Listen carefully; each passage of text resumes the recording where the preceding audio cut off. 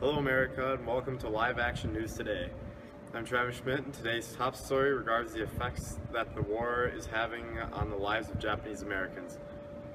Following the surprise attack on Pearl Harbor, Japanese Americans were suspected of remaining loyal to their ancestral land. President Franklin D. Roosevelt has recently signed the Executive Order 9066, which orders all Japanese Americans to evacuate the West Coast.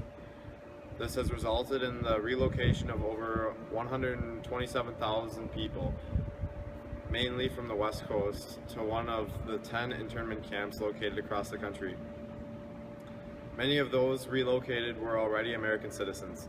Most of the camps were built in arid to semi-arid areas purely so life would have been harsh under these conditions. The camps are overcrowded and the impoverished housing consists mainly of tar paper barracks that had no plumbing or cooking facilities of any kind. The food was mass-produced with army-style grub, and families dined together in large communal mess halls. Interns working in the camps knew that if anyone tried to flee, armed sentries who stood watch around the clock were ordered to shoot them. Children were expected to attend school. Adults had the option of working for a salary of only $5 per day. Life in internment camps was not easy. Now we go to Brenton Fleming, who will cover other homeland issues faced by Japanese Americans. Thank you, Travis. Along with internment camps, Japanese Americans are facing various forms of racial discrimination throughout this wartime. Although they are not charged with any crimes, Japanese Americans have been stripped of many of their civil rights as American citizens. They are not allowed to marry white people, enter dance halls, or even swim in public pools. Only certain middle-class housing and jobs were made available for them.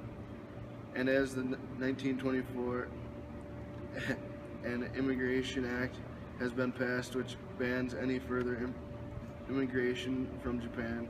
This act also made some 47,000 of them Japanese already here in the U.S. ineligible for nationalization. Such acts of discrimination is making life truly difficult for Japanese Americans. We will now go over to Maggie Harold with the interview on two Japanese Americans to get their point of perspective and information of the current situation. Thanks, Brenton. Hello, America. I am here today with two current Japanese American citizens by the name of Jamie and Talon, who are here today to share their stories of personal hardships they have and are currently facing through this wartime. Jamie, regarding the acts of racism Brenton mentioned before, what types of jobs were Japanese Americans allowed to have at the time? Many people were employed as agricultural tenants, sharecroppers, or fishermen, but some are also in retail, trade, or commercial services. I see. What kind of rumors are going on about the Japanese Americans? Rumors and propaganda began to spread saying that Japanese American fishing boats will sow mines across the entrance of our ports, and there were also some about farmers saying that they would sell their crops full of arsenic to the market. Those are some very shrewd stereotypes. What was the reasoning behind the camp's relocation? The official reason was that the U.S. needed to counteract the threat of spying. So they took national security measures, even if there was really no threat to security.